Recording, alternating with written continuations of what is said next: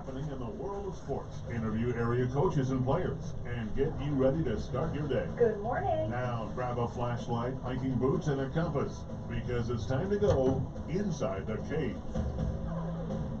Ian Wendt, John Roberts with you. We're hanging out till 9, talking sports with you. We have a ton of interviews for hour number 2, a couple of hockey interviews, and we'll get a basketball interview on as well, so stay tuned for that. A few of the Adrian College coaches will join us on the phone, but for the first hour, it's yours truly, Ian Wendt and John Roberts. Good morning, John. Morning, Ian. A lot of stuff on the agenda. A lot of stuff. You're going to try to squeeze it all in. Let's do We got my Wednesday leftovers, Lions related. Everyone had a chance to talk. Now it's my turn. Your turn. Yeah, just general Lions talk, other Detroit sports. We'll probably squeeze in some local stuff here as well as we have it. So let's get going with a sports update. Now for an Inside the Cave sports update. Sounds good. There's an organized group of parents called the Let Them Play Michigan. They're trying to persuade the governor's office to loosen restrictions on winter sports to allow the season to begin. It's been moved back to February 22nd unless it's rescinded. Athletes have been allowed very strict non-contact practices for the last 2 weeks, but not full practices. Jordan Kelly, Adrian High School boys basketball coach, is part of the group. He talked about the group. We're really trying to advocate for these kids to, be treated fairly, with kind of the same respect that they're treating, these protocols and these guidelines with. These kids have done everything that's been asked of them. Our practices are kind of crazy. They require, temperature checks and questionnaires and constant sanitizing of their hands and equipment and masking up their social distancing. And so these kids are doing everything that they're asked to be doing. And they were told if they do that, then they'll be able to play. And right now, it's not happening. So this group is really trying to advocate for these kids, in order for them to get a season. More tomorrow with Coach Jordan Kelly. The group membership in Let Them Play Michigan has grown by nearly 10,000 in the 48-hour period. Many planning on attending the rally at the Capitol in Lansing Saturday at noon, hoping to put pressure on the governor's office to take another look at letting them play. Michigan is one of 3 states in the country where sports are on hold. I think it's California and Hawaii are the other 2. In a somewhat related story, there's going to be an upcoming House Oversight Committee meeting Thursday in Lansing. It'll be regarding the governor's orders involving contact sports. The executive director of the MHSAA is expected to testify, in addition to coaches, ADs, parents, and even some of the athletes. Anyone who'd like their input should contact the chair, Representative Steve Johnson. Some Lenawee County individuals are likely to be on hand to testify on behalf of the kids. Throughout the exhibition part of their season, the Adrian College women's hockey team has utilized all 3 of their goalies, starting with All-American Denise Yandova. The 2 backups have gained valuable ice time. They've shown they're capable. We spoke with AC coach Sean Skelly about the Lady Bulldog netminders. Your team has proven that you've got 3 pretty good goaltenders. Yeah, I think regardless, I thought Soph played well. The overtime goal I think was a nice shot. I don't know if it was a screen or not, but she was there, and Denise has played well when her name's called, and Mia has as well. So finding the right pieces, at the right time is going to be the puzzle for us, and getting healthy as well. Some girls in and out of the lineup based on some injury stuff, but once we get healthy, I think we'll be a good hockey club. Coach talking about Sophie Goldberg, Mia Glasgow, and Yandova. Of course, AC will head into league play at Aurora this weekend. Jason Dickinson scored a minute 32 in overtime to lift the Dallas Stars over the Red Wings, their 3rd straight home game. Final score 2-1. The former longtime Central Division rivals played as division foes for the first time since 97-98 because of realignment. The Detroit Lions have hired Dave Phipp as their new special teams coordinator. Phipp held the same position with the Eagles for the past 8 seasons, which included the team's Super Bowl title. In his 8 seasons with Philly, they combined for 9 kickoff and punt return touchdowns. That's tied for the second most in the NFL. That's encouraging. That is encouraging, yep. Many thought we had a pretty good one here before. Yeah. But, Maybe this you gets know, better. things happen. Yeah. Let's see, Michigan coach Jim Harbaugh, remember him?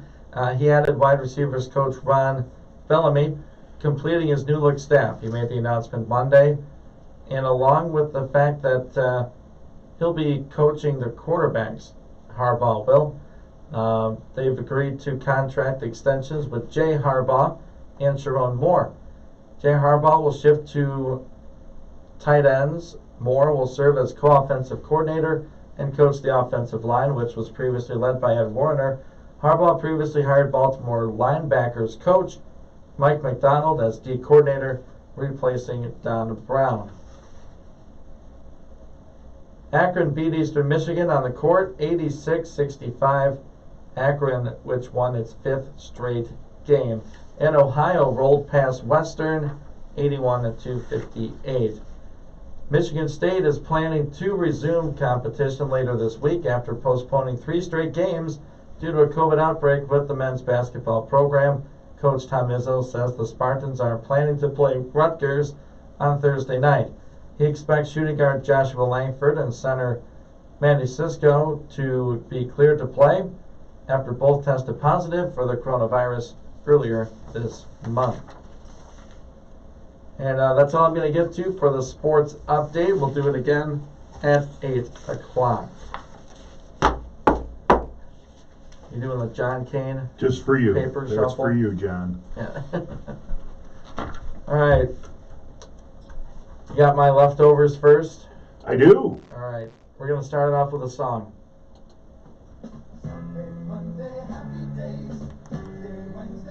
You've been doing work. Matthew Stafford is going to be free. Well, there's going to be a price to get him free, but Freedom for Matthew Stafford. Oh, man. Shocked. I was shocked, along with everyone else. I thought, and I've expressed it before, I don't hate the guy. I think he's a really good, borderline great quarterback, the best the Lions have ever had. It just hasn't worked. This hasn't worked. Either he's played bad games in big spots, or the team hasn't done anything around him. yeah, I think it's, you know, I Fonzie jamming over there. I would have been okay had they decided to bring him back and draft his replacement, but I get what they're doing, and it makes sense with the 6-year contract that the coach got and the 5-year contract that the GM got, that they're maybe not totally starting over, but almost Oh starting my over. God, they're so starting over. Yeah. Oh man, doesn't it just I mean, they're going to keep some guys on the team. It's not like they're getting rid of everybody, right? but You got Decker and yeah, you're going to keep Ragnow. DeAndre Swift. And, Right. You know, there's guys you're going to keep. Hopefully Kenny Galladay. Yeah, I would be good with that. I think they need. I just have Didn't you- pictures of Ralph Melf and Potsy Weber and Richie Cunningham in my head right now. Yeah. Oh gosh, Were you alive when that show was on? was I alive? I've seen it Okay. on TV, Okay. like on TV Land, like the Yeah, the reruns. reruns of Yeah. it. Yeah. Yeah. When that we're really getting on. That was like must-see TV as a kid when Happy Days was on, and then Laverne and Shirley was on right afterwards. Welcome Back, Kotter. That was must-see TV in the 70s. but It's good stuff. oh, when I heard that Matthew Stafford is going to be traded. Now, who initiated it, we'll never know. I doubt we'll know. Yeah, because there's stories out there that he might have stayed if they had retained Darrell Bevel as offensive coordinator. And then there were stories that he went to the front office and said, hey, let's see what we can do here.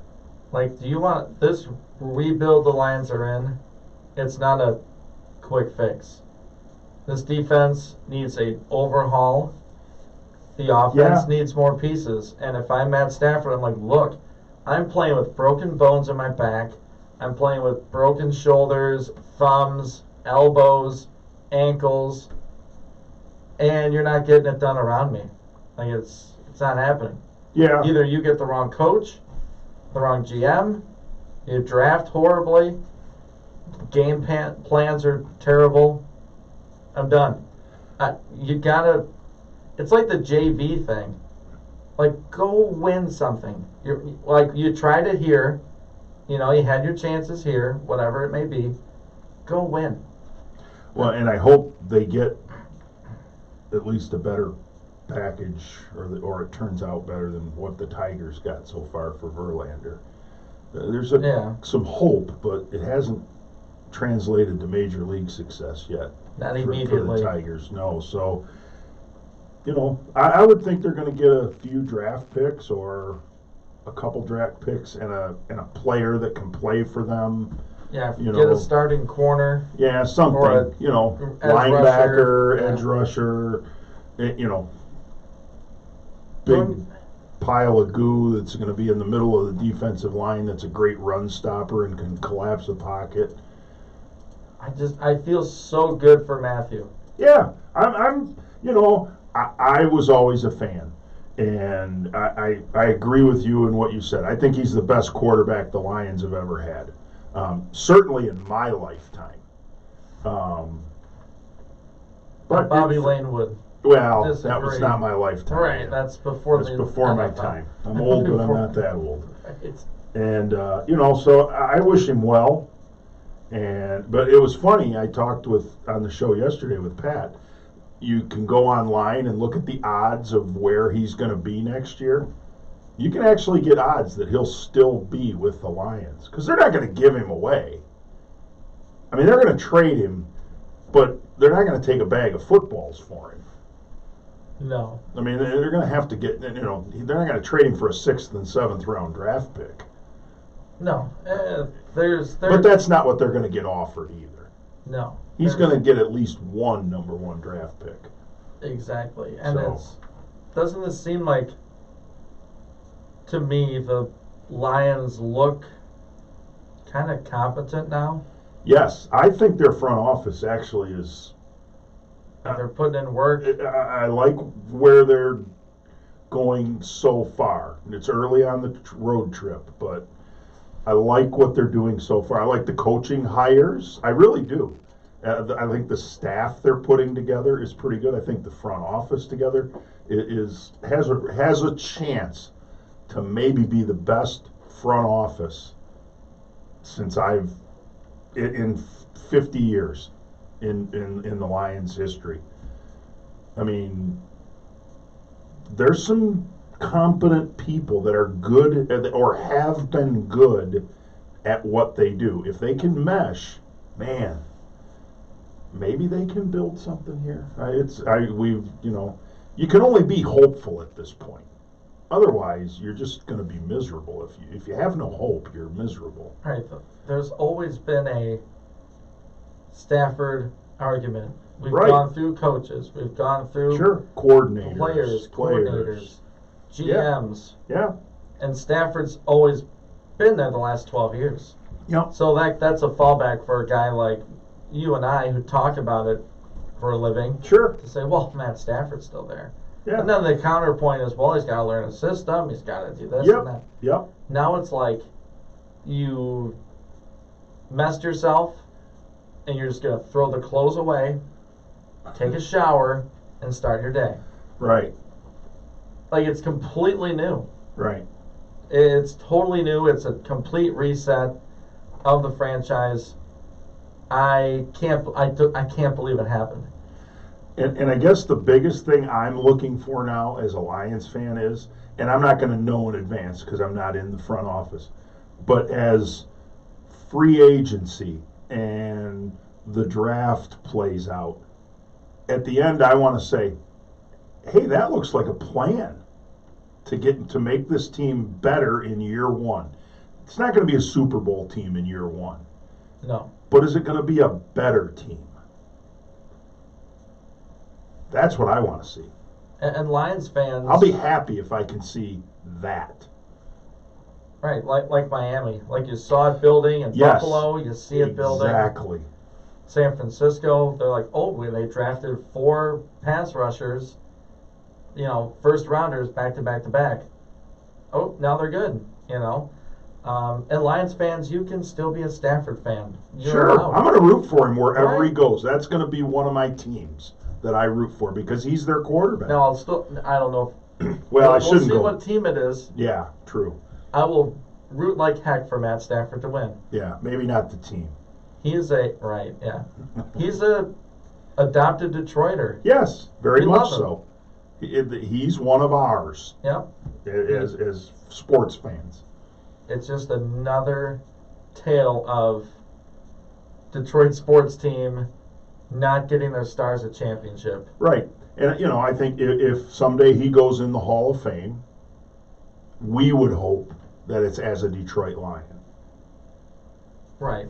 I mean, he would, that would be the biggest part of his career. Now, If he wins a Super Bowl, maybe or 2. He's young enough. He could win Sure. a couple. Nothing's stopping him. Nothing's stopping him. now look at Mr. Tom Brady. Yes. Couple teams that I haven't heard a lot of talk about where he possibly goes, and we can talk about this for a couple minutes. Sure. I'm not saying it's logistically possible, but I'm looking at teams that, are competitors but really need a quarterback, or could be a competitor with a guy like Matt Stafford, aside from the obvious. So the 2 dark horses to me, one of them is a horse, the Denver Broncos. Yeah. Drew Lock has been kind of shrug your shoulders in Denver. He's been there for a few years. Hasn't overwhelmed anybody. No. So you throw Matt Stafford in there, there's, the ball flies a little further. Stafford's got a cannon, so. Chance to play Peyton for John went there. Elway. Yeah, the defense isn't terrible. No.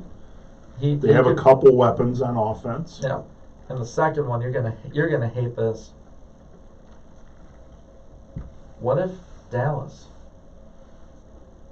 Oh, I think Dallas is a possibility. I don't know if it's a great possibility, but I think it's, if they decide they're not going to pay Dak Prescott all that money, Right. if they're not going to, That's what I was because they're going to thinking. have to, I think they're going to have to franchise him, which is going to pay him $40-some million a year, high $30 million a year. Matt Stafford's cheaper and arguably more effective. Arguably. Yes. Yeah, I could see, and he's from Dallas. Did you know he played high school sports with Clayton Kershaw? Yeah, they're on the same baseball team. Yes. Right? Yes. Wow. I am, as a Lions fan, I am looking Oh. forward to not hearing that Yeah, not gonna miss that. every time we're on TV. So that'll be some Thanksgiving other. in Detroit. That'll be Did some you know other. Clayton Kershaw? Oh, really? Thank you. How's the cranberry sauce? Yeah. That'll be some other fan bases cross the bear now. Yeah. So what? I'm sure you talked about it, but what team? So there's like a dream team for you to be like, if he goes there and wins, that'd be awesome. Yeah. What do you think? What do you predict might happen? Well, if it was my dream team that he went to, and they won, it'd be Cleveland. Yeah. But they're not going to get. I don't think they're Well, they going to got move their off guy. Baker Mayfield. No. I think Indianapolis would be pretty cool, because I think that's a team that's really close to being a Super Bowl team. He might be the missing piece. I think he would give them more than what Phillip Rivers did. Number one, he's younger, as strong an arm. That would be pretty cool. Do you think that's a likely spot? I think it's probably the favorite. I think it's the favorite in the national media, and I think it makes a lot of sense. I think, though, the Lions are going to try to get a lower first round draft pick, a team like Washington, maybe. He goes to Washington. Is he the best quarterback in the NFC East? Yes. Yeah. Well, same On a if he goes playoff to team. Dallas. On a playoff team Yeah. with a competent head coach and front office. They're going to get better. The football team's going to get better. Yeah. I mean, that would be They a good hosted a move. playoff game. And the Lions would get the number 12 pick in the draft. Yeah. So they'd have the Agree. 7 and the 12. They could get some good guys with those picks. Could.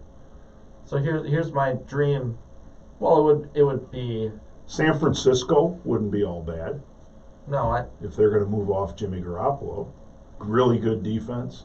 They had a lot of guys hurt this year that would come back next year. That's going to be, when we do our preseason top 16, don't be surprised if the San Francisco 49ers are in mine. All right, I'm gonna put out a team kind of similar to Dallas in like, oh, really, Ian? Why? What if I know where you're going with this. I New do. England? Yeah, that's a possibility. I mean, the only problem Not there signing is Cam. right. They need a quarterback. Yes. They also need guys for the quarterback to throw to and hand off Well, to. Matt's used to that. Right, but Simon Calvin. if I'm him, I might go to the front office and say, I know the Patriots need a quarterback, but I really don't want to go there because they've got no pieces right now. Now they've got a lot of cap room. They've got some guys that opted out this season because of COVID that will Especially be back on next defense. Yeah. year. Everybody's throwing dirt on the grave of the Patriots. They could be right back in it next year. That could be a really interesting division next year. Buffalo, New England with all those guys back and a ton of cap room to sign free agents. And the Dolphins are getting better. The Jets might get better with some new young players, low draft pick. That could be a really interesting division in football next year. That would be one of those, another dark horse team. I think Indy makes a lot of sense. Yeah, That's where I thought Brady should have gone yeah. back a year ago. I when he think was like, that would have "I'm been a out." good look for Tom Brady. They very well could be playing in the Super Bowl as well.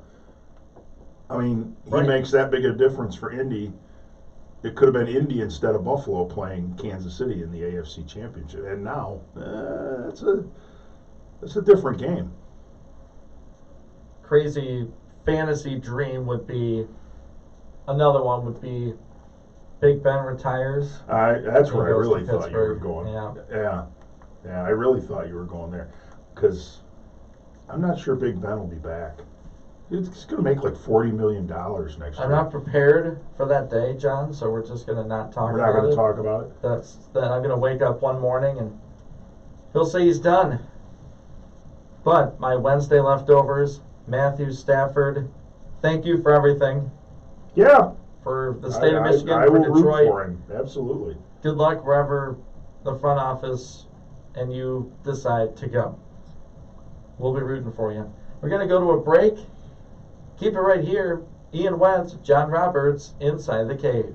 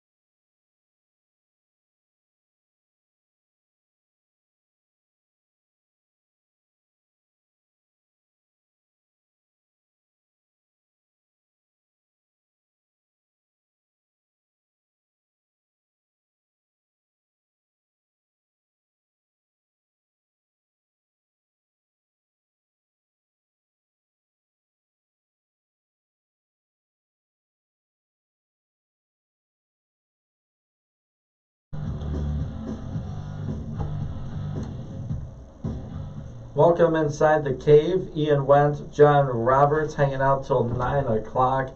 Talking sports. We have several interviews lined up for 8 o'clock hour. Adam Krug, Adrian College men's NCAA hockey coach. Sean Skelly, NCAA women's hockey coach at Adrian College. And then toward the end of the show, we will have Adrian College men's basketball coach Kyle Lindsay sort of talking about the start to the season and looking ahead to the MIAA campaign. So stay tuned in for those in the 8 o'clock hour. But we got some time before then. Ian, I'm just going to interrupt. It's not a local story. Maybe we have some Tennessee Volunteer fans in the listening audience. Just some breaking news in the sports world. Tennessee, the University plane has left Knoxville and it's flying to Orlando, Florida. They're looking for a head football coach, going to meet with the team at 8 o'clock today, probably to introduce their new head football coach. So if they're flying to Orlando, which is where UCF is, I'm going to guess Josh Heupel is the next head football coach of the Let's see Tennessee if Volunteers. I think I got some breaking news. Okay, there we go. I could be totally wrong, but if the plane's flying to Orlando, and that's where UCF is, and they've been pretty good. Scott Frost, and then he took over for Scott Frost. They've been pretty solid. Follow the plane. Follow the plane. For both of The our plane. Tennessee Volunteer fans out there. Yes, Rocky Top. Might have a coach. I do like the checkerboard end zone. It's unique. It's okay. different. Yeah. I don't like the Alabama orange likes it and too. white, They spend a lot of time in there. Yes. Yeah. So does Florida. Yeah. All right, where we going with the show, John? You got the the master sheet. Well, we did in the update talk a little bit about Jim Harbaugh's coaching staff. That's a real shake-up there. He's going to coach quarterbacks. That might be the most fascinating thing in all this to me, is that Jim Harbaugh, the quarterback whisperer, is actually going to coach quarterbacks now. And I think when he was at Stanford, I think he was the quarterback's coach. And he had Andrew Luck, who's pretty good. That helps. But I think he helped develop Andrew Luck into a better quarterback. And I think after seeing what's happened with the quarterback play not progressing as maybe he would have liked it in the first 5 years, I think he said, you know what, I got to roll up my sleeves and get my hands dirty with the quarterbacks. Because he's got, on paper, some talent in that room. Cade McNamara, J.J. McCarthy, who's coming in, who's on campus now, and even Joe Milton. He's got physical tools. Yeah, he's not gone. He's not gone yet. Well, and if he's McCaffrey not the left. starter, he probably will be. Sure. That's college football these days. But it'll be interesting to see if him coaching quarterbacks will make quarterback play better. Because I think, when I think of Jim Hart, he was a really good quarterback. He wasn't one of the all-time greats, but he was really good. He was a really good college quarterback, and he was a pretty decent pro quarterback. Not a Hall of Famer, but he won some playoff games. He won some division titles when he was a pro quarterback. So it'll be interesting to see. To me. Yeah, it seems like a Hail Mary.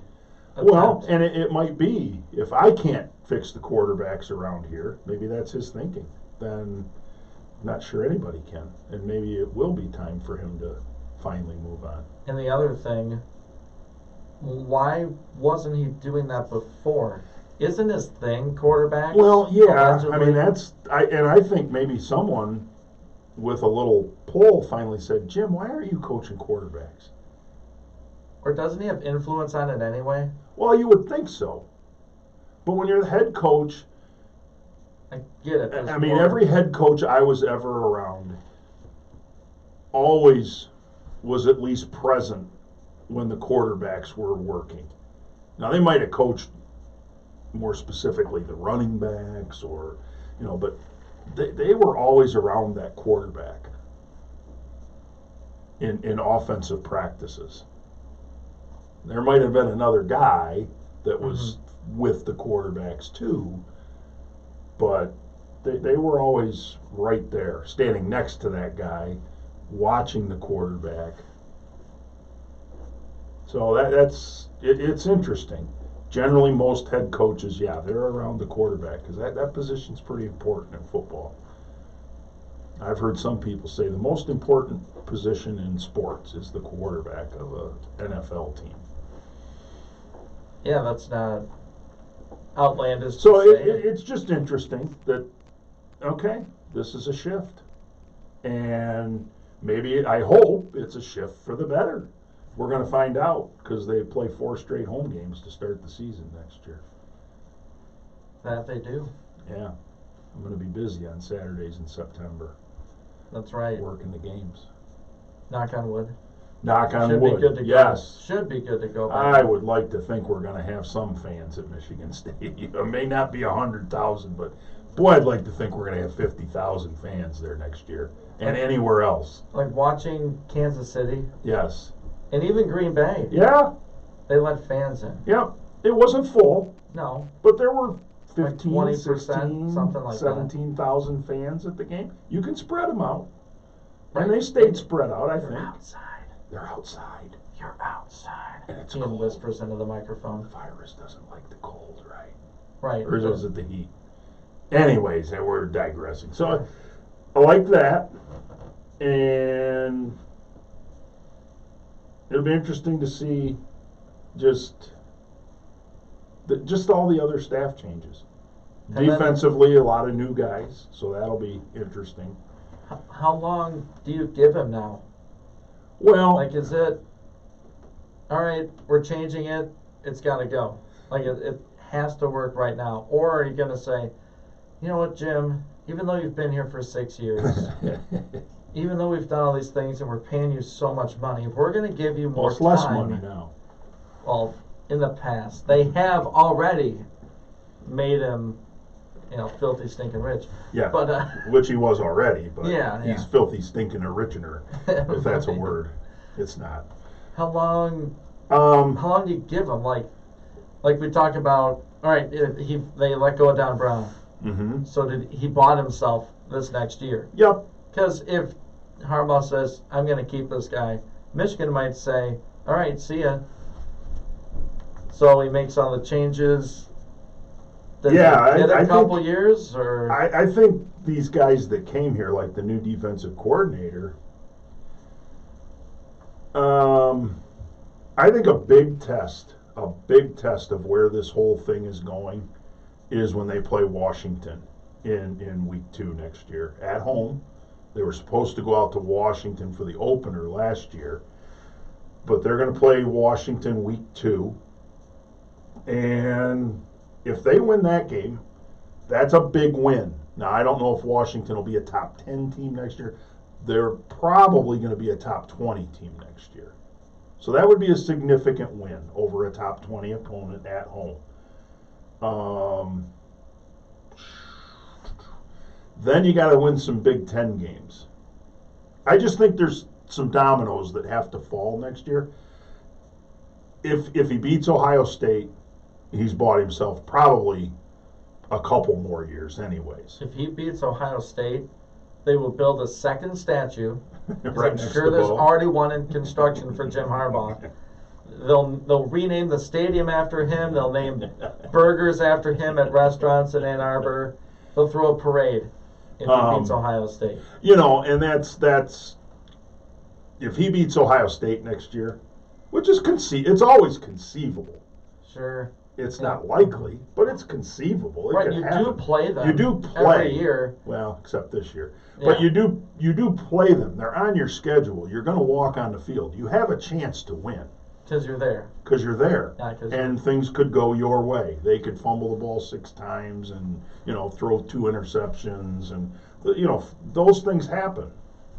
And so I think there's just some things along the way in the schedule next year that have to happen. They're going to continue to recruit well. They are. They just, I don't care. They never haven't. Right. They're going to continue to recruit well. They're going to continue to be on national television. So all those things those things aren't going away in the Michigan program. But now you got to do something on the field here of significance, I think. If none of those things happen next year, that's why the buyout's there. And that could happen. That could happen. Yeah. If you lose to Michigan State, you lose to Penn State.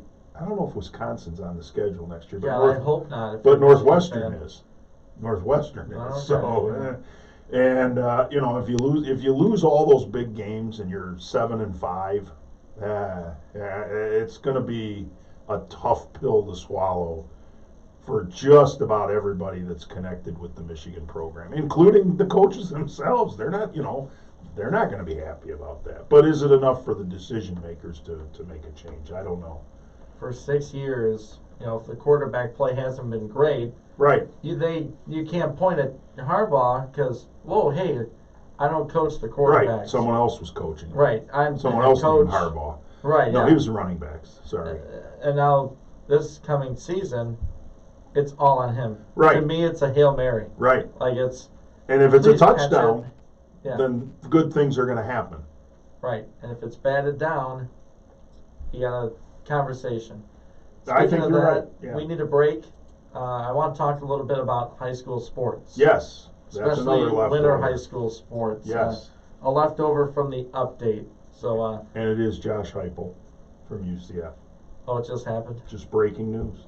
All right, we followed the plane. Finalizing the deal. Good strategy. Follow the plane. We'll take a break. You can find us on social media, Facebook, Twitter, Instagram. Subscribe to our YouTube channel. We're streaming the show live today. Lenawee Broadcasting Company. The link is on Facebook and Twitter. We'll be right back with more Inside the Cave with yours truly, Ian Wentz and John Roberts.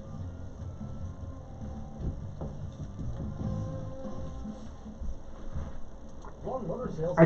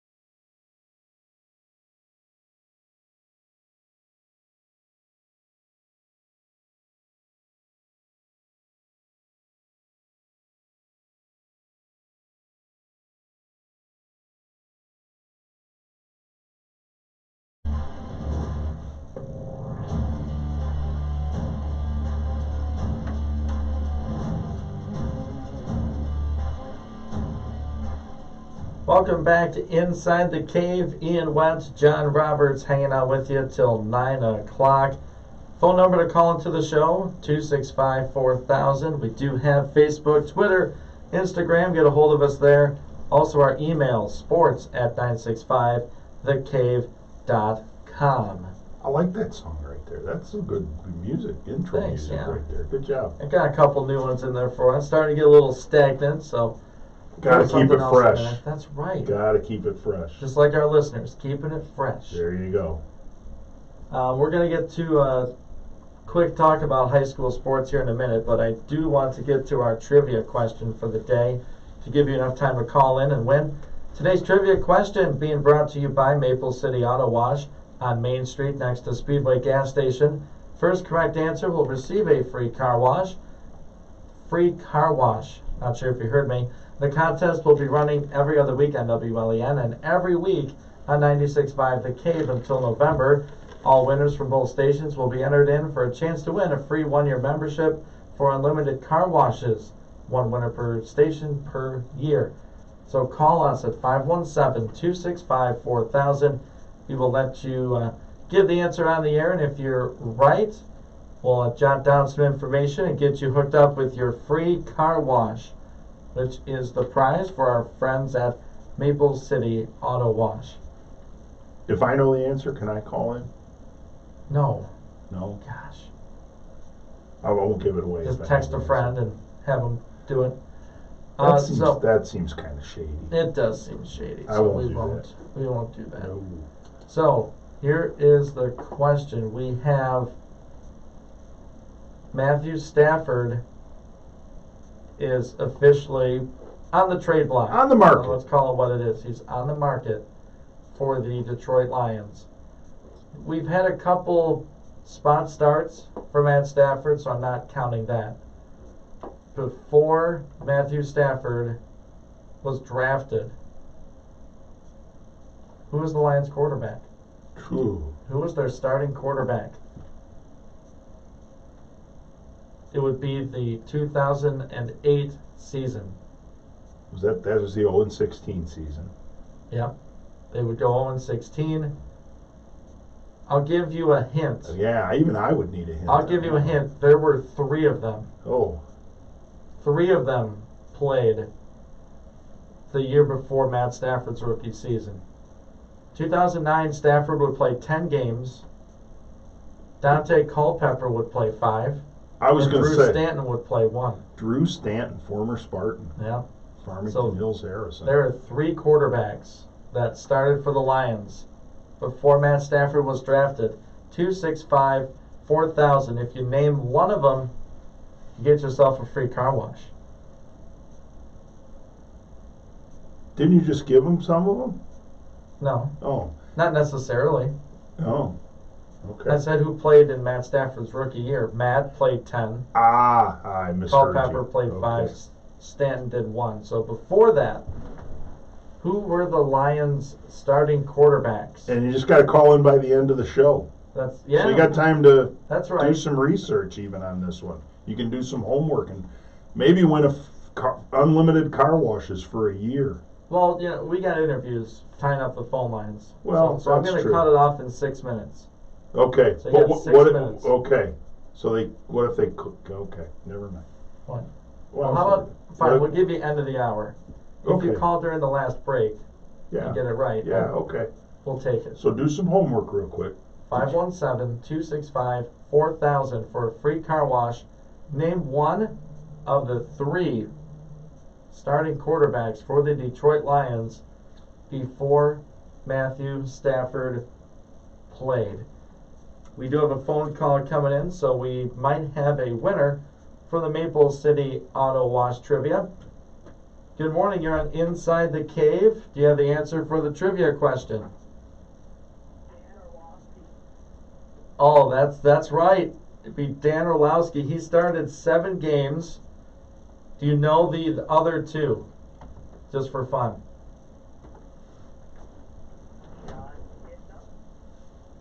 Yes. That would be correct. Wow. That is All 3. awesome. That's a true Lions fan right there. So I got a feeling I know who this is on the phone line, but can I get your first name? Yeah, it is Sean. Hey, Coach. Couldn't resist, could you? There we go. Well, the good news is I don't need to write your information down. I think we got everything we need. But, Coach, not to say I'm surprised you're awake, but we're thankful you are. Hope you're ready for the big time interview next hour. I'm excited. I'm just on my way to get my COVID-19 test of the week, or my second one of the week. So figured I'd call in and get a right answer. Dan the Man Orlowski running out of the back of the end zone in 2008. Coach. Don't remind us. Oh man. Well, thanks for calling in, and we'll call you in about 20 minutes or so. How's that? Beautiful. All right. Thank All you. right. Bye. When I answered and he started talking, I thought it sounded familiar. yeah, familiar voice. We've heard that's that right. voice through our headphones before. That's right, but he guessed it. John, you seemed kind of stumped. Now, was that an act or? I did not know you were those three. thinking? I would have maybe guessed for sure one of those. I would have guessed Dante Culpepper because I remember him being. I had forgotten about Dan Orlovsky. I didn't know when Actually starting. Well, No. and yeah, I thought he was. I thought when the whole step out of the back of the end zone thing happened, he was Stafford's backup and was playing because either Stafford got hurt or. But that was actually when he was, or maybe that's when it was. I don't know. But I mean, obviously I knew Dan Orlovsky played for the Lions, but. Interesting. And John Kitna. Yeah, Kitna started 2 full seasons for Detroit. Yeah. 06, 07. Huh. Gosh, I'm jogging my memory back. Did he play for Cincinnati Yes. before? Yeah, that's who drafted And him. came over? Out of Eastern Washington. That's a blast from the past. Yes, John Kitna. We got a couple minutes. I don't know if you can. It's a super complex issue with high school sports. Yep. Do you want to kind of give Well- your 2 cents, and we can talk a little more after the update? Yeah, I think there's some data out there that shows that high school sports can happen safely. You and I have talked about it on air, off air. We've talked about it all week. I think there's you look on social media. There's a real groundswell with the coaches associations in basketball and hockey and wrestling. I haven't seen anything from competitive cheer, their association, but now we've got a oversight committee meeting. I just think, you set these deadlines, February 1st. Give it a chance to work now.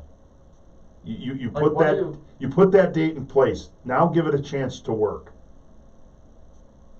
And maybe these kids can do it. I think they've shown in the fall sports they could do it. Those happened with some bumps along the way. It's not going to be perfect. It's not going to be. And so let's try. I mean, I subbed at the high school last Friday. That was the first time I've been back during a school day at Adrian High School since last March. It was so different, Ian. It's masking, so different. distancing, sanitizing? Yeah, walking one way down the halls. So they had all kinds of precautions, and the kids were doing a great job. I mean, a great job. But it's not the same place. And that can't be healthy for kids. And that's just one school. Multiply that by 600-700 times across the state of Michigan in terms of high schools. That can't be good for kids. We'll have more after the update. Don't forget the trivia question was brought to you by Maple City Auto Wash, home of the best free vacuums and carpet mat cleaners. Be sure to check out their membership packages for big savings and great deals on gift cards for all occasions. Who doesn't love a clean car? Maple City Auto Wash gets your vehicle clean, dry, and shiny every time. We'll step aside for these quick messages. We'll do a update at 8 o'clock. We'll get back into the high school sports talk for the winter athletes, and then the round of interviews. It's like we're at the Super Bowl interviewing everyone. We will have Adam Krug, coach of the men's hockey team. Sean Skelly is going to call back in. We'll talk to him about his program. And then Kyle Lindsay, coach of the AC men's basketball team. So we'll have all that coming up in hour number 2, Inside the Cave with John Roberts, and yours truly, Ian Wentz. Agents at Hayes Insurance Agency, 4752.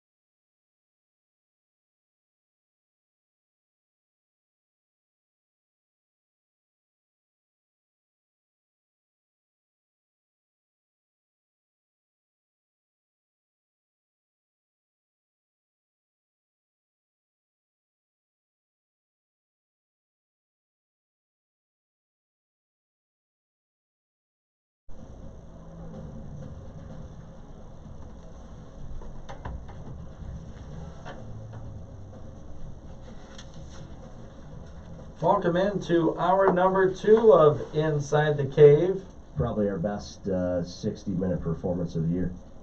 I think it's up there. You got to find a way to replicate what you did. All right, let's do it. Ian Wentz, John Roberts with you till 9 o'clock Inside the Cave. Pleasure to have you with us. Studio line 265-4000. Facebook, Twitter, Instagram. Find us 965 The Cave. We're streaming today's show live on our YouTube channel. That's over at Lenawee Broadcasting Company. The link is on the Facebook and the Twitter page. So there you have it. Let's get the hour started with a sports update. Now for an Inside the Cave sports update. All right, Ian, there's an organized group of parents called Let Them Play Michigan that is trying to persuade the governor's office to loosen restrictions on winter sports to allow the season to begin, specifically winter contact sports. It has been moved back to February 22nd unless it's rescinded.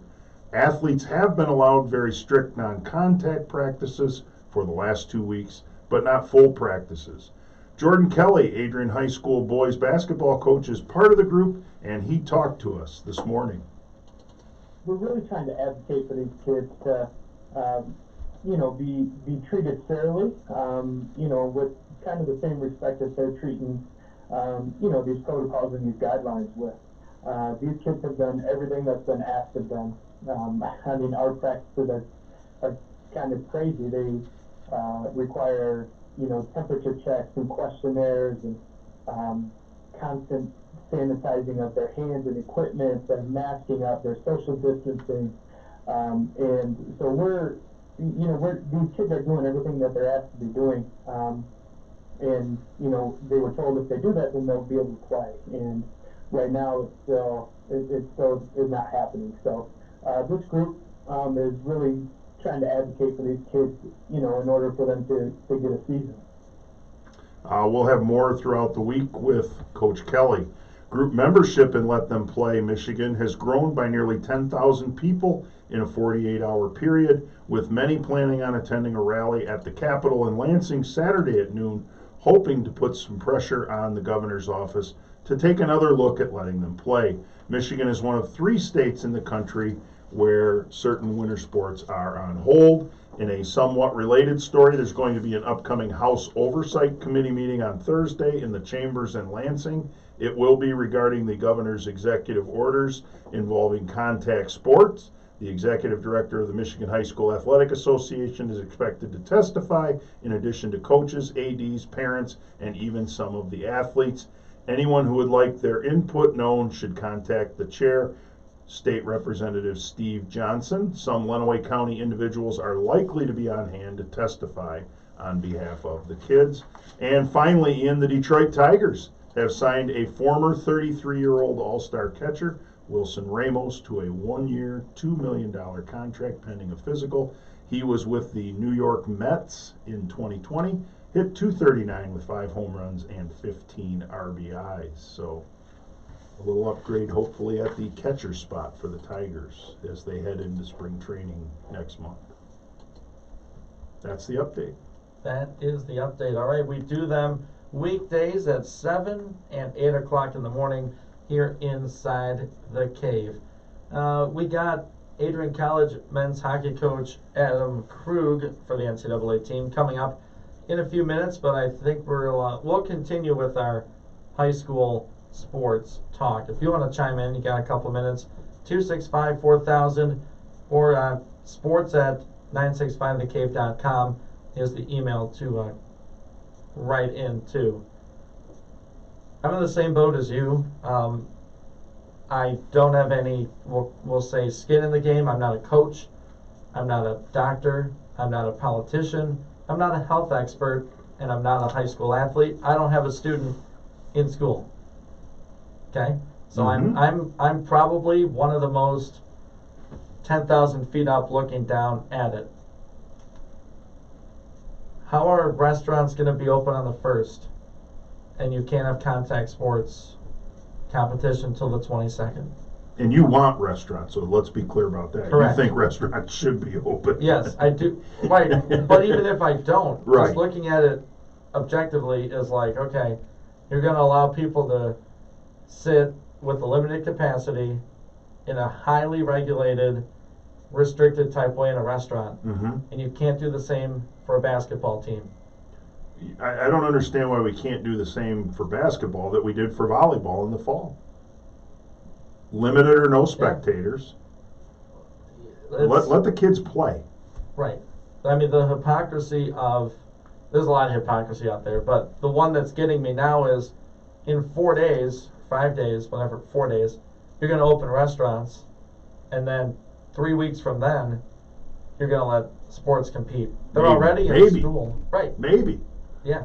Because we thought February 1st was the magic date, and now it's not. So this tells me... Even before the day. We didn't even get to January 31st and then make that decision. We made it in advance. Yes. And, you know, you can't look past the resignation of Robert Gordon, the former Yeah. health director. They're not really coming out and saying why. Right. So that leaves it up for speculation. Right. And every politician ever, well, the quote good ones say, we're here for transparency, we're here for the people, until there's something you really want to know that might be controversial that we're not going to tell you. That's out there. Right. You can't tiptoe around it. So does this mean restaurants are going to get pushed back to that date? I Because don't with think so. With the order, Right. it says they'll be open the 1st till the 21st. It's only like a 3-week thing. Right. It's like a trial period, basically. Right. But at the end of that trial period, then sports can happen. I understand everyone's frustration. Right. And I see it from both sides. We all live in the comment section of all the social media. We see it from both sides. Sure. Sure. I can't believe you're playing sports, and the other side saying, why can't we play sports? Right. And both sides are saying, show me the data. Or here's the data. Right, or here's the data. Yeah. You know, for some people, 4,000 is a huge number. And other people, 4,000 is like, oh, It's 4,000. not 7,000. Right. It's not that big a number. Right. It's all perspective. And our perspectives right now seem to be split down the middle. But if you want to play, that's my thing with football back in the summer and fall. If you want to play and you think the rules in place are good for you, you should be able to play. If Mhm. you don't think they're good for you and you don't want to play, let's say you live with your grandparents and you don't want to chance it Sure. bringing it home. Sure.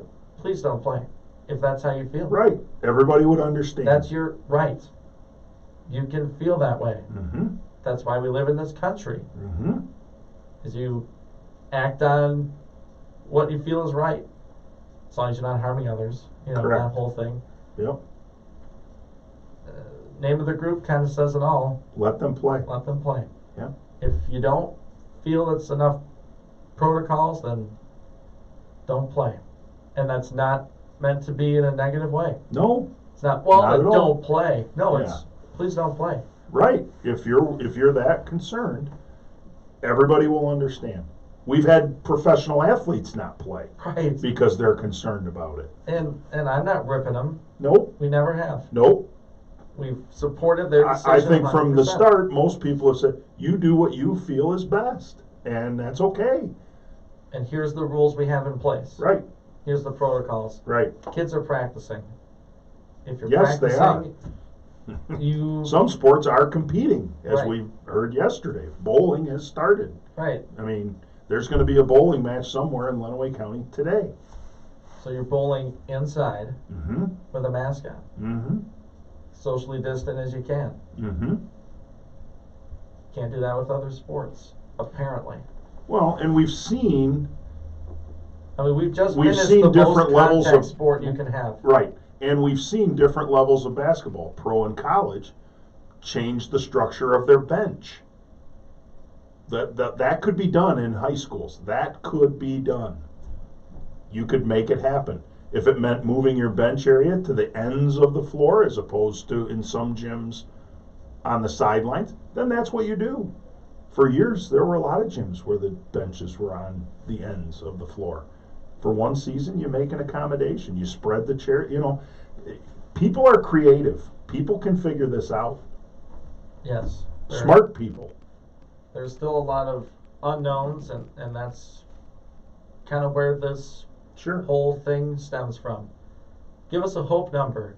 I know we got to go real quick. We do. but And We talked about in have some Ohio. benchmarks. In Ohio, yesterday, Yes. I saw, Governor DeWine comes out and says, we're going to reduce the curfew hours. It Right. was 10 to 5, and now it's going to be like 11 to 5. If certain And then, benchmarks happen. right, we need to hit this number of Mhm. hospitalizations.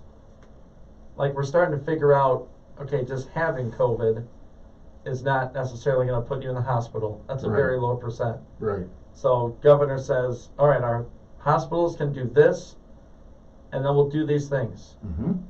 We've never really had that hope number. Right. And John King kind of coined that phrase many months ago. We need to break real quick. We have Adrian College men's hockey coach Adam Krug coming up. Talking to him, it was a rough weekend result-wise for him. We'll get his thoughts and some analysis of his program. We'll be right back with Inside the Cave.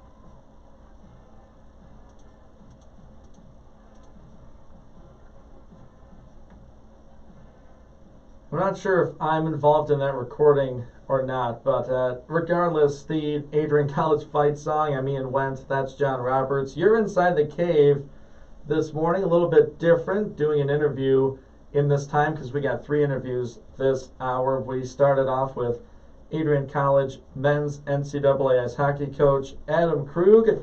Morning, Coach. Great. Good to hear from you. All right, talking during the break, we got to talk about it. Win or lose, this weekend was a tough one for Bulldog fans at the Arrington. We'll start things off Saturday night. You guys welcome in Milwaukee School of Engineering. You dropped the contest 3-1. Kind of walk us through that.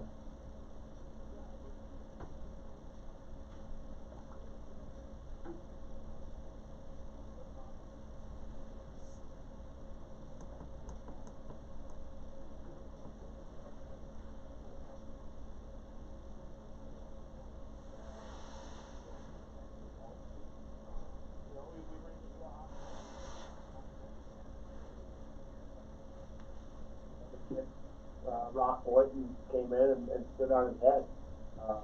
They were looking for a lack of effort. We had 40 shots on goal. Anytime a goalie stopped 39 out of 40, you know, that's not good for the team that's on the wrong end of that. So, you know, we got to take some steps. We got to be better. You know, we had some meetings this week with the team. Long video session yesterday. There's no practice, no on-ice practice, just video. You know, there's some details in our game that's lacking that's going to hopefully translate to better results.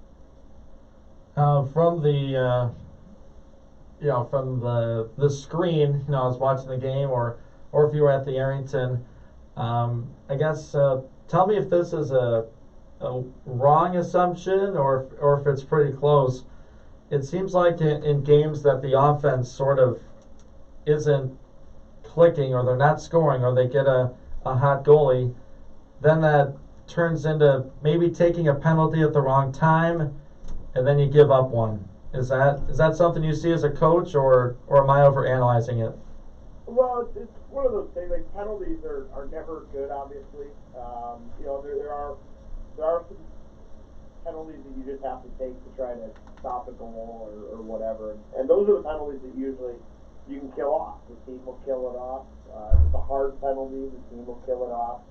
You know, you hear in football all the time that, you know, a player that's going to play through the whistle and compete hard, you know, they're going to take penalties because they're playing hard, and sometimes that's okay.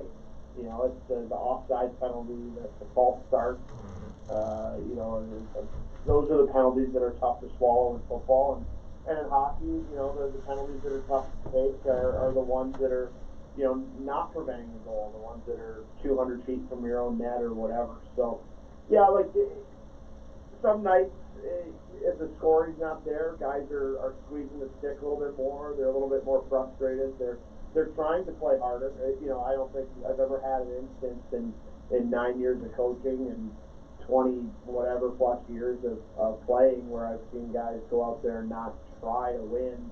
You know, and sometimes those penalties just happen, and you know, there's obviously frustration penalties that happen because guys are just being too aggressive. You know, that happens. But yeah, we got in a little bit of penalty trouble.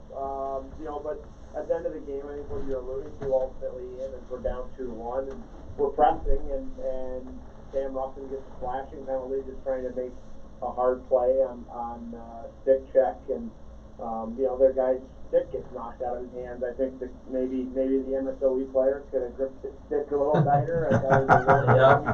There it is. Yeah, and then a little bit. I mean, the text messages I had from people that were watching the game, you know, hockey people, that were like, really, that was a penalty? That's pretty infuriating.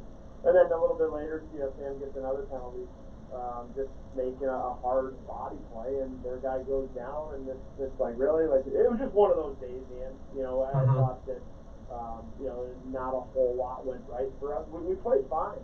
Again, like, you don't get 40 shots on accident. And, you know, you couple that with a couple of four-time penalties and a hot goalie, and we were on the wrong end of the scoreboard. And Coach, you talked about the over aggressiveness. You know, I guess going from my experience, you can always dial that back. It's hard to get. I think sometimes it's harder to get them to be aggressive than maybe it is to dial it back. So do you think, you know, that makes sense to you? No, 1,000,000%. You know, it's what I'm going through with my 7-year-old. I don't go on my 7-year-old starter and you know, try to teach him X's and O's and all that stuff because he's 7. You know, right. But what I do try to teach him is hard work and effort and all that, so that he has a strong base for when he starts playing more competitive hockey. Mm-hmm. And, you know, my former assistant coach, Chase Book, a few years ago, he used to tell him when we'd be recruiting, you can tame a tiger, but you can't take stripes on a pussycat. Right. That's yeah. I've heard that before as well. Yep, that's a good one. So we'll kind of shift gears. We'll, you know, maybe a couple seconds. You're playing the U.S. National Development Under-18 team again. I don't know. I think by now people know about the program.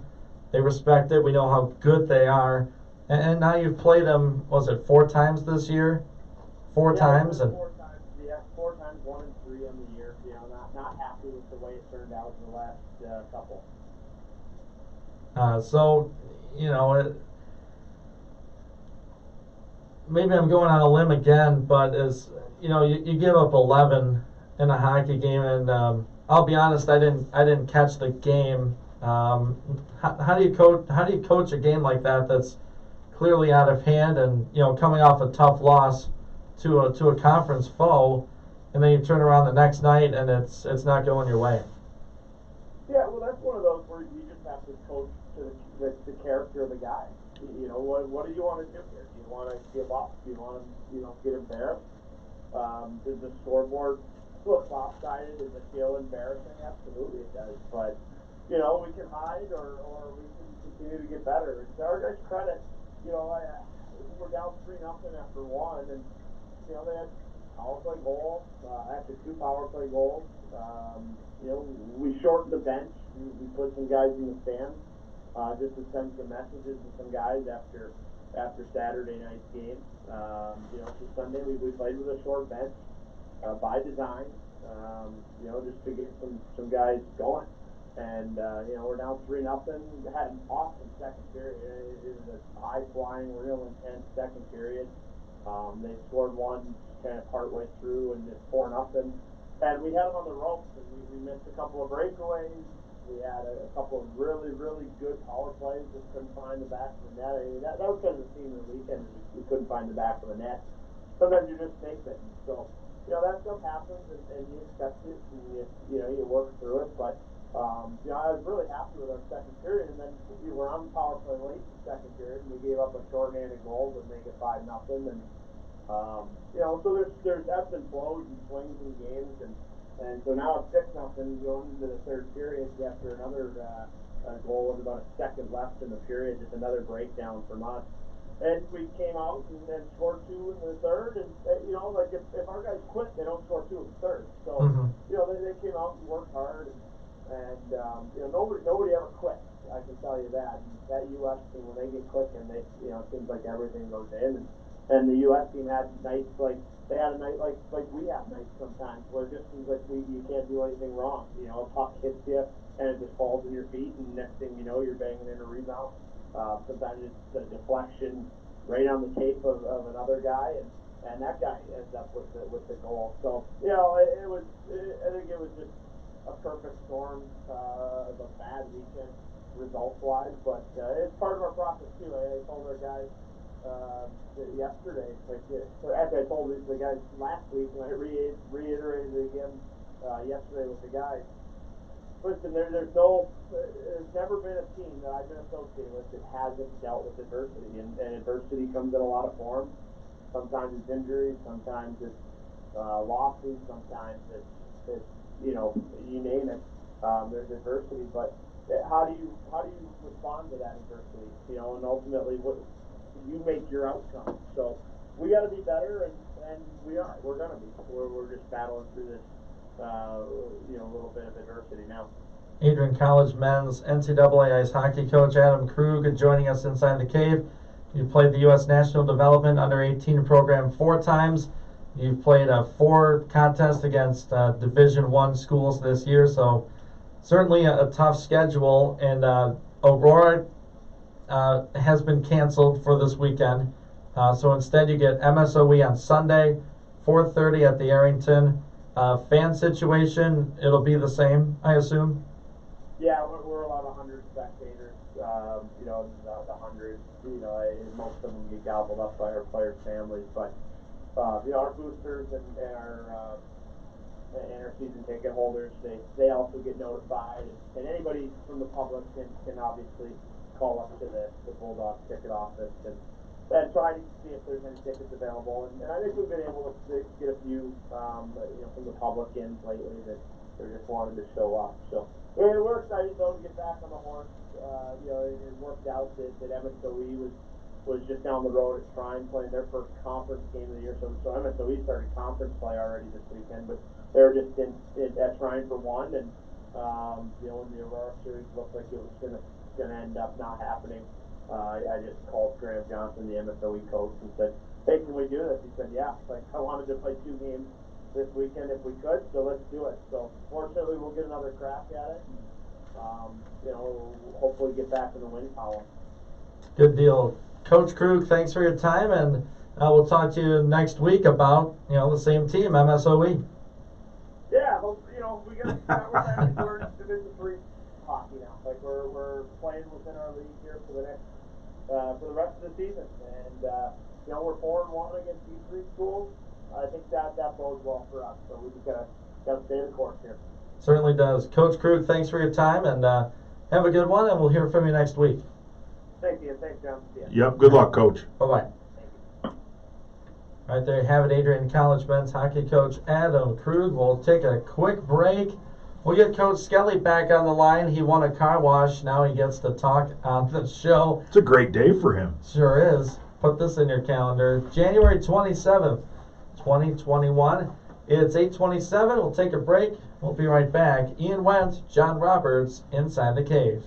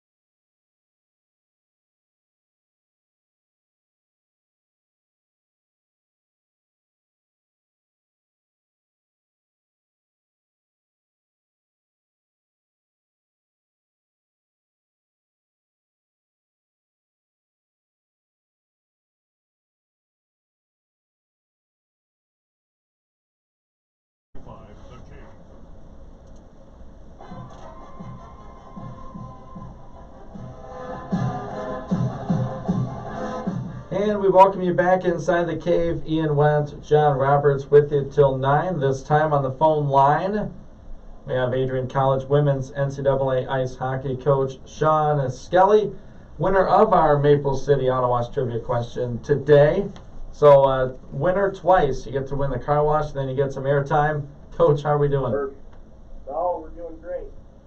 Got done with the annual Wednesday morning COVID test, and was able to pass that and keep moving on with my daily life. Here we go. Is that the first test you've passed in a while, Coach? No. That's far down the line of tests that I've had. I didn't say get A's. I said passed. Yeah, that's key. So, Coach, you got to spend some time this weekend at the Arrington taking on the ACHA team, coached by Hannah Griffin, someone you know very well. 2-1 win Friday. What'd you like from that? I know you wanted more offense, but what'd you like out of that game? Yeah, you know what? I thought we did a lot of good things. I thought we controlled really most of the play. Didn't find the back of the net as much as I would have liked, like you just said. But we played well, limited their chances. I thought we got a ton of pucks to the net, but again, we just needed to get some more traffic in front of their goalie. Thought we made their goalie look really good, but it was all in all, a good game to get back, on home ice, and it's always an interesting one, just trying to find the energy level when you're playing against your own college students, I guess you could say. So I thought our energy level needed to be a little higher, but that's okay. Yep, got the win. Reagan Petrowski, a couple of assists. I had a really good game, and Jocelyn Udanish and Brooke Shembry would score the goals for you. Jocelyn got some pretty good shots off the whole weekend, I thought. Yeah, I thought she was one of our best players, if not our best forward of the weekend. Her and Callie Wolfswager, as two freshmen, kind of were all over the ice, creating opportunities, really good on the forecheck. Jocelyn was really, really good this weekend, even though, you move into Saturday and it wasn't the outcome we wanted, but, she again played really well. Yeah, you brought it up, Coach, not me. Saturday you play the same team, and ACHA came to play. They had their defense collapsing on you guys. You hit another hot goalie. I mean, she was making save after save on you guys, almost doubling them up in shots. Get up 2-0, and then the cliches come out. I didn't say it, just to put that out there, that the 2-goal lead is the worst in hockey, but then you give up a couple late. You play 8 seconds of overtime, give up what looked like a perfect shot, and you drop that one. You can learn a lot from a loss, but what are a couple of things that you took from that game? Yeah, I think we're going to hopefully learn how to not give up a lead like that again. You said it, the 2-goal lead is the worst one in hockey, where you're really pushing for the third goal. We didn't get it. Got up 2-0 later in the third, and gave up 2 quick ones in a couple minutes, and gave up a real quick one in overtime. And it's going to be a great learning lesson for us. I thought that was a tough one to swallow for our kids, for myself, and we're gonna move in the right direction from it. Just kind of like I'm sure some of the stuff that Adam just talked about. There's going to be a decent amount of teaching tools off it, and but at the same time you got to almost turn the page, because we got a really good hockey team that we're going to go against this weekend. So kind of use that as a little bit of fire. Hate that you dropped a game. and hopefully we can be a better hockey club from it. Yeah, I mean, just listening to you say that, no one likes to lose, obviously, but oftentimes that adversity that losing causes certainly can teach us, especially when we're younger, maybe a little better than success. We can learn from those life lessons and those hockey lessons, sports lessons, from that little bit of adversity. Yeah, no, I think you're spot on. Like, you know, what kind of person are you when the adversity hits? And I thought some of our players did a really good job as far as understanding, you know, what was going on when adversity hit, and then other players that I expected to have much better control of themselves when the adversity did hit did not have the control that I was looking for, and we started to address that over the last couple days, and how, you know, some of our leadership talks to players during, you know, tough times.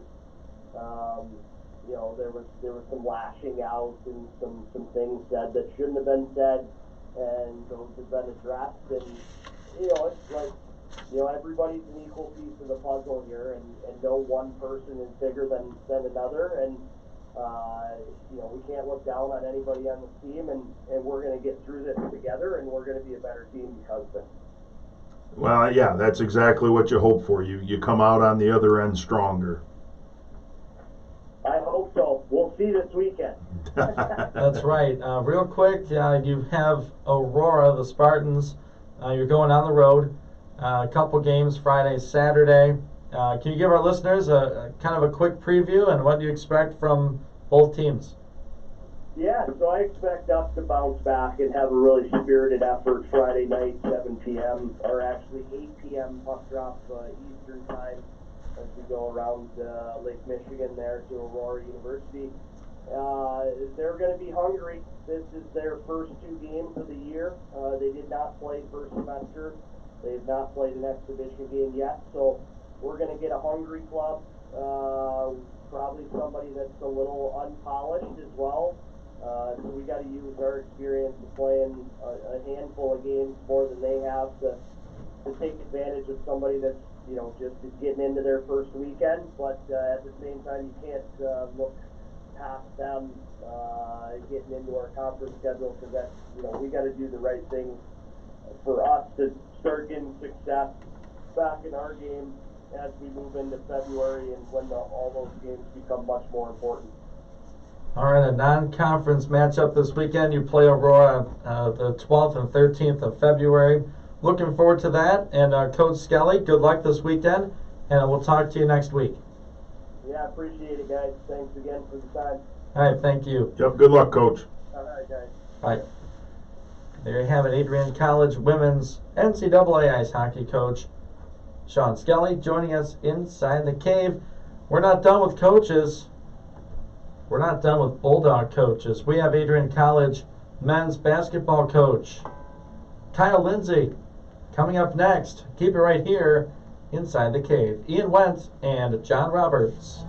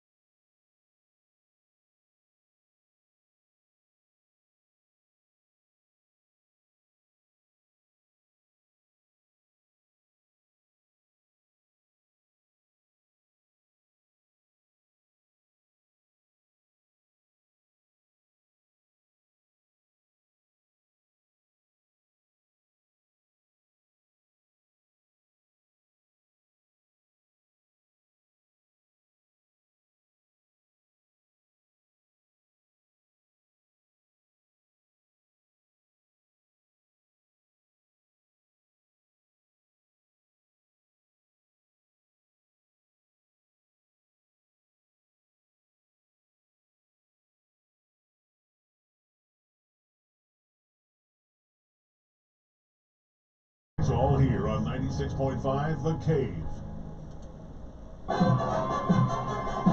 And I'm wearing out that button today. Yes, Adrian you College are. fight song might as well.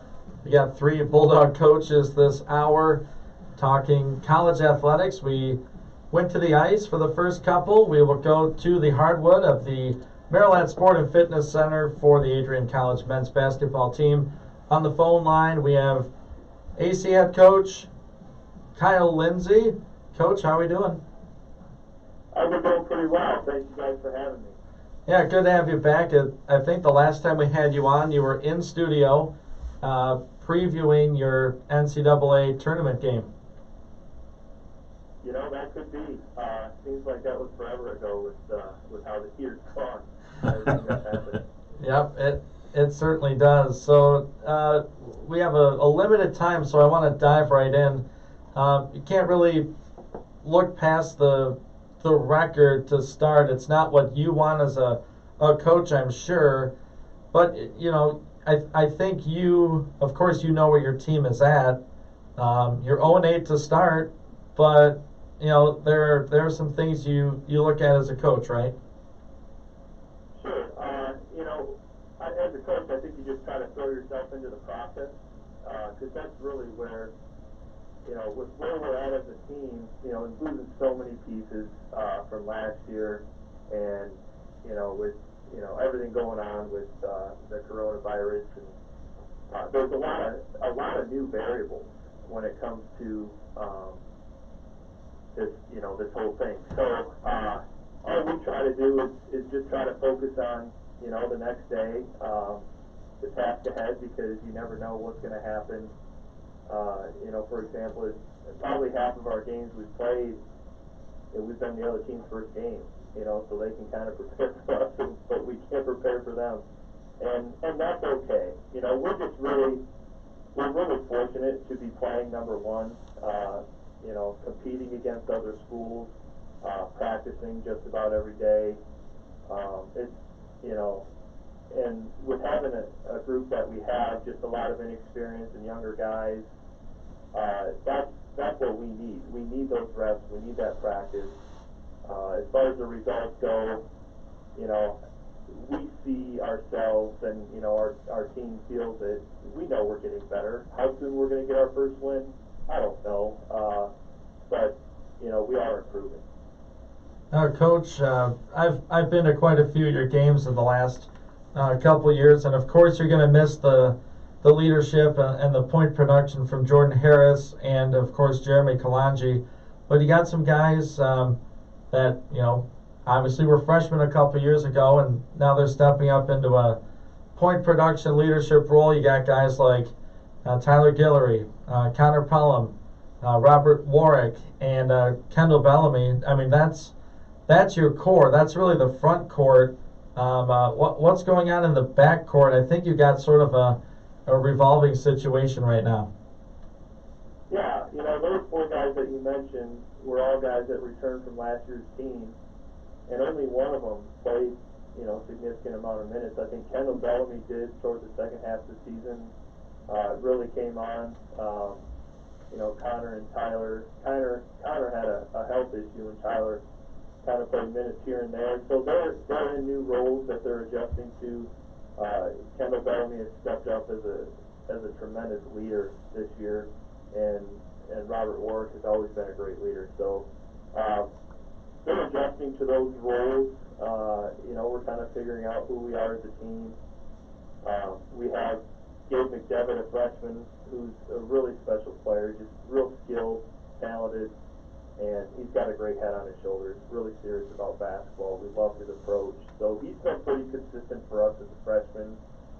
He needs to get stronger, and he knows that he will continue to get developed. And then Victor Sheffy just joined our program at the semester. He played 2 years of junior college basketball, came in our last game versus Albion, his first game, and really day 2 in the program, and just, you know, he did so many things naturally out on the floor that, you know, he's only going to continue to get better, and we're going to be better as a team, you know, because of him. So.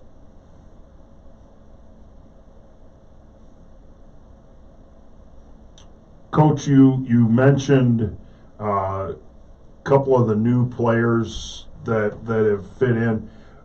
Given what the college and athletics in general has it been a little more difficult fitting those new players in with any kind of restrictions that you've been under? Oh, sure. Yeah.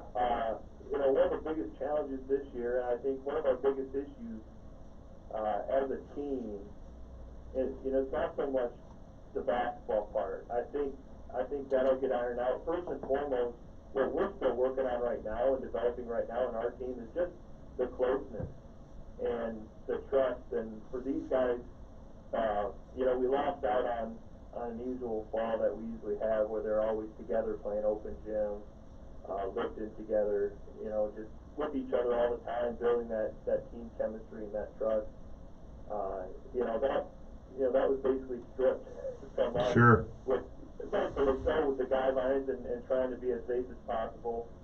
So, right now, while we're trying to become a better basketball team on the court, we're still working at the off-the-court stuff, and I think we've made a lot of strides, especially in the last couple of weeks, of just becoming a close-knit group, becoming a closer group, and we've always relied so much on that. I think last year's team, we really kind of went on a run because it was just based off the closeness of our team.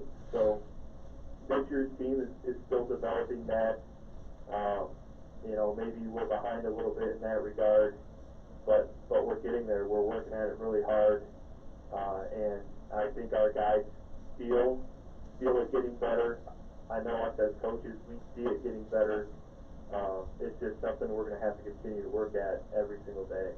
Yeah, I would imagine it's tough to develop team chemistry over a Zoom meeting. Right, and then when we did get started, it was this group here, this group there, stay away from each other. You can only be in the gym with this group. So, it provided a new set of challenges, but it also challenges you, anytime that we're going to, face adversity, I don't think that's a bad thing. Whether it's us as a coaching staff, I like to think of it as just our whole program. So when we're presented with those things, something that we mention all the time is, hey, here's adversity. We have to figure this out together. We have to take it head on. And that's something we're going to have to do in tonight's game that, we struggled against Albion. We were really prepared. I think our guys were up ready for the game. That adversity hit, and we just didn't quite handle it as well as we needed to. And we just, we weren't able to overcome it. And that was disappointing. But, we've addressed it. We know our issues. And, going into tonight versus Olivet, they're a very talented basketball team. The biggest thing is not so much, okay, here's what they run, here's what we're going to do. I just think, hey, when things aren't going our way, when the shots aren't falling, when they maybe hit 2 or 3 in a row, we have to handle that together and get through it together and not let it, let things spiral. So, that's a big thing. So it starts with the closeness and chemistry of the group, knowing that, okay, I have to handle this better because my teammate is counting on me. So, and I trust him to do the same thing. That's what we're working at.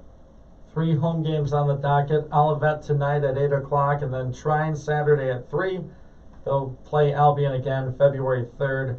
That's a Wednesday. Adrian College men's basketball coach Kyle Lindsay joining us inside the cave.